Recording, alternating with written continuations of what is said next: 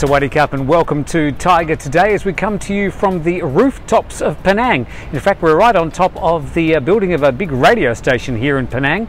More about that in coming days. But I do have to tell you that it's been a really big week in cleaning around the island. This was an event that was planned for October last year by the Phuket Hotels Association, but it was put off because of really inclement weather. Had perfect weather yesterday for it, and some of the local volunteer groups got involved. The event was inspired by Upcycling the Oceans. Also Trash Heroes were involved, UWC Thailand School, the Nayang Green Club, and also Clean the Beach Boot Camp.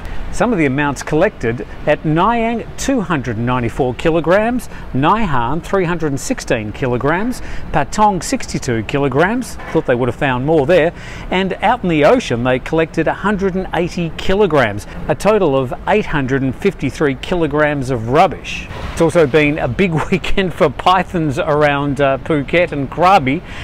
Over the weekend there was a goat farmer in Krabi, a 56-year-old. He found a 4-metre snake weighing about 15 kilograms, a python, and it had already eaten a cat and a few of his chickens. But that was nothing compared to a gentleman in Phuket, a 70-year-old, who went outside to try and see what was happening with his dog. His dog was barking, and it was barking at a 6-metre python, and that was 50 kilograms. Well, thank you very much to Kusseltam Foundation for fixing up that particular python. They collected it, took it back to the foundation, made sure it was okay, and released it back to the wild. That's not the reason I'm here in Penang, but it would probably be a pretty good reason anyway. All right, let's check today's other big news stories. More than 250,000 people across the world have registered their support for the Wildlife Selfie Code, which aims to end the irresponsible taking of selfies with wild animals. The code's been developed by World Animal Protection. In Thailand, there are regular controversies over animal selfies, in particular after tourists were seen posing with a tiger that was restrained and repeatedly prodded with a stick. This is also repeated daily in Phuket with slow loris, monkeys, endangered birds and reptiles. The code advises people to take photos with wild animals only when the animals are in their natural habitat and free to move around. Thai fisheries and relevant authorities are anxiously awaiting a European Union review of the country's status on illegal, unregulated and unreported fishing problems. The report is due to be published this April in the wake of a recent negative report on human trafficking and related issues by Human Rights Watch. Thailand has attempted to resolve its fishing problems ever since the EU issued a yellow card warning against the Thai fishery sector more than 2 years ago.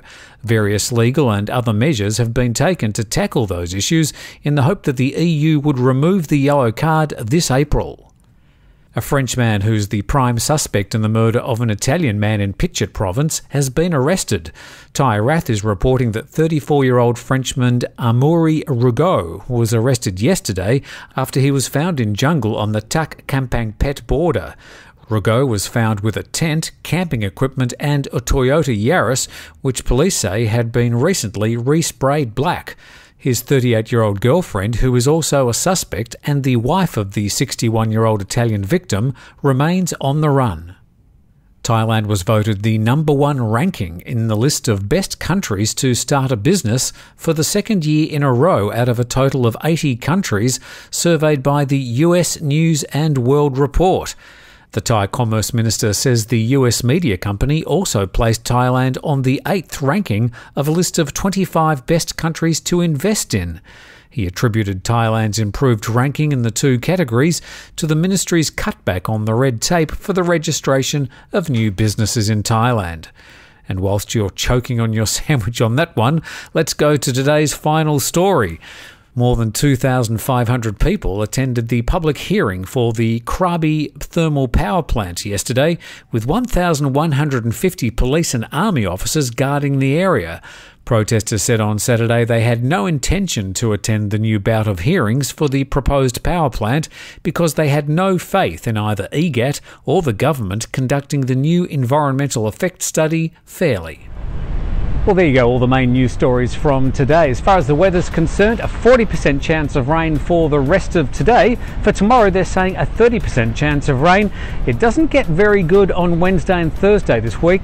Just be aware that there could be some bad weather heading our way on those 2 days.